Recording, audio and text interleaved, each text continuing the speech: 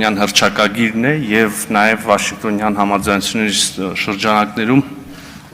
խաղաղության եւ հարաբերությունների հաստատման վերաբերյալ պայմանագրի նախաստորագրումը իհարկե դուք շահարկումներից խոսեցիք հարգելի Տիկին Կարապետյան ես կավելացնեի նաեւ այլ նրբերանգ եւս ասում են որ դա ընդհանրապես նախաստորագրում է, ստորագրում է չի եւ այլն,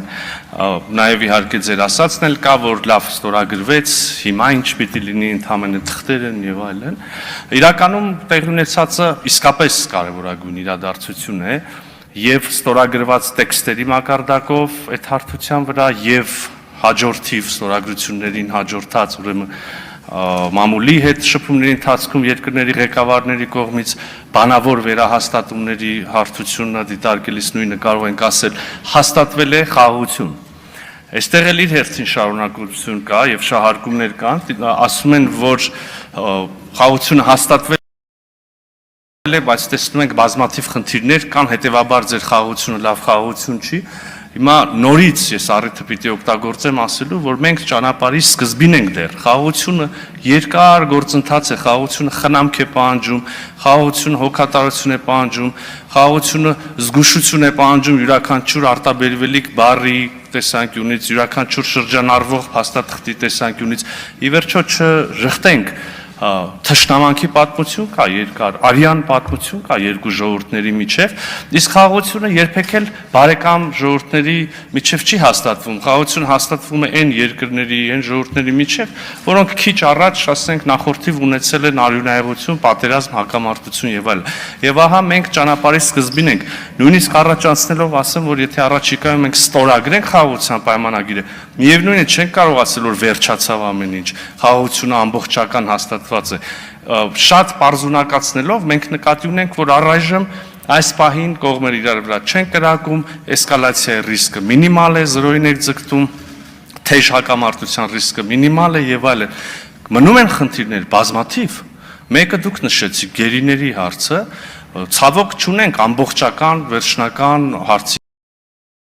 լուծում, թեև նախորդիվ ունեինք, ասենք, նույն ադրբեջանական կողմի հանրահռչակված պարտավորությունը բոլորին ազատ արձակել։ Նույն, եթե երկու երկիր անկեղծորեն ասում են խաղաղություն ենք հաստատում, երևի արժի առաջինը հումանիտար հարցերը կարգավորել, որովհետև դրանք զգայուն հարցեր են, մարդկանց համար ցավոտ հարցեր են, բայց նաև պարտքս եմ համարում ասել, որ ինչպես եւ նախկինում այսօր եւս մեր առաջնային ուշադրության առարկան են հումանիտար հարցերը եւ հենց առաջին հերթին գերիների ազատ արձակման հարցը, պատանդարված անձանց ազատ արձակման հարցը, անհայտ կորած ուրեմն մարդկանց ճակատագրերի պարզաբանման հարցը, հավատացնում եմ ձեզ այսօր էլ այդ աշխատանքները հենց այսօր էլ շարունակվում են եւ իհարկե վաղն էլ չեն դադարելու, եթե արձագանքեք ես կշարունակեմ։ Արձագանք։ Շնորհակալ եմ այս պարագայում իսկապես հարգարժան փոխոսնակ, ներողություն եմ խնդրում պարոն նախագահ։ Պարոն նախարար, շատ համաձայն եմ ձեզ հետ։ Ես նույնիսկ կառաջարկեի, որ մենք ուշադրություն դարձնենք, որ օրինակ մեր մյուս երկու հարևանների, Վրաստանի եւ Իրանի հետ, որոնց հետ իսկապես ունենք խաղաղություն, մեր տնտեսական համագործակցությունը, մասնավորապես, բայց նաեւ շատ այլ ոլորտներում մեր համագործակցությունը, ինչ որ առումով ուղղված է հենց այդ խաղաղության պահպանմանը, այդ երկու հարևանների հետ։ Եվ նման մի իրավիճակի է, որ մենք պետք է հեռանկարում ձգտենք նաև մեր մյուս երկու հարևանների հետ եւ կցանկանայի արձագանքի հնարավորությունը օգտագործել հարցնելու համար նաև թե ամերիկյան կողմի հետ քննարկումները ինչ փուլում են։ Շնորհակալ եմ։ Այո, խոսքը միայն Հայաստանի եւ Ադրբեջանի միջև գործընթացի մասին չի։ Մենք Հայաստանի Հանրապետությունը դիտարկում ենք մեր անվտանգության եւ զարգացման, բարգավաճման հիմնական ուղիղ ամենակարճ ճանապարհը մեր շուրջ խաղաղ անվտանգային ինչքան հնարավոր է համագործակցային մթնոլորտի ձևավորմանը եւ այստեղ մենք իհարկե վայելում ենք մեր բարեկամությունը բազմադարյա բարեկամությունը իշխանությունը Վրաստանի հետ, Իրանի հետ, թեև տեսնում ենք, որ այդ երկրների շուրջ էլ չի միշտ չի որ ամեն ինչ անամպ է, հա, միջազգային գործընթացներ, ընդհանրապես ամբողջ աշխարհում աշխարհական գործընթացներ անխոչնդոտ եւ անամպ չեն,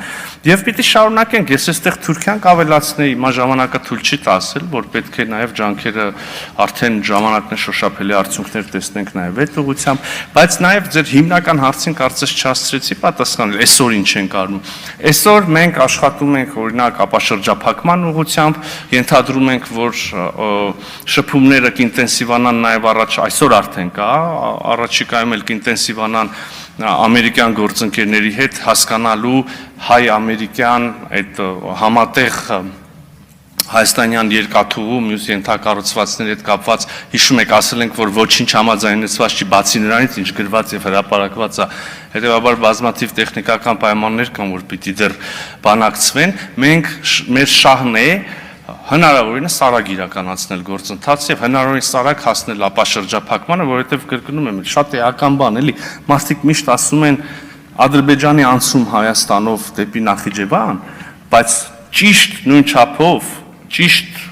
նույն աստիճանի, նույն պայմաններով մենք ենք ապաշրջափակվում, Ժորժ ջան, չմոռանանք, Հայաստանի Հանրապետությունն է երկու կողմից 30+ տարիներ եղել շրջափակման մեջ, հիմա մենք ենք հնարավորություններ ստանում, հետեւաբար վարկյան առաջ մենք անելու ենք այնպես, որ մեր հիշատակած բնականաբար ստորագրած, նաև Ադրբեջանի հետ, նաև նախագահ Թրամփի մասնակցությամբ ստորագրված սկզբունքների ներքո տարածքային ամբողջականություն եւ սահմանների անձեռնմխելիություն, ինքնիշխանություն, իրավազորություն, հիմա թվում է մի կողմից որ ավելորդ ամեն անգամ էս այն չասել, բայց տեսնում ենք որ մանիպուլյացիաներն չեն դադարում, հետեւաբար իմաստ ունի, այո, տարածքային ամբողջականության, սահմանների անձեռնմխելիության, ինքնիշխանության, իրավազորության շրջանակներում եւ փոխադարձության սկզբունքների համաձայն աշխատում ենք ամերիկյան կողմի հետ, Ադրբեջանի հետ հիմա կամփոփեմ, հիմա ներողություն, ադրբեջանական կողմի հետ նորից կրկին աշխատում ենք ապաշրջափակում, սահմանազատման գործընթացում կարող են նորություններ լինեն, գիտեք, այնքան նաև դիվանագիտական մարտեր են տարիներ շարունակ միմյանց դեմ վարվել, հիմա այդ ամբողջը պետք է հասկանանք եւ հղկենք եւ հստակեցնենք։ Շնորհակալ եմ։ Գեհամ Նազարյան։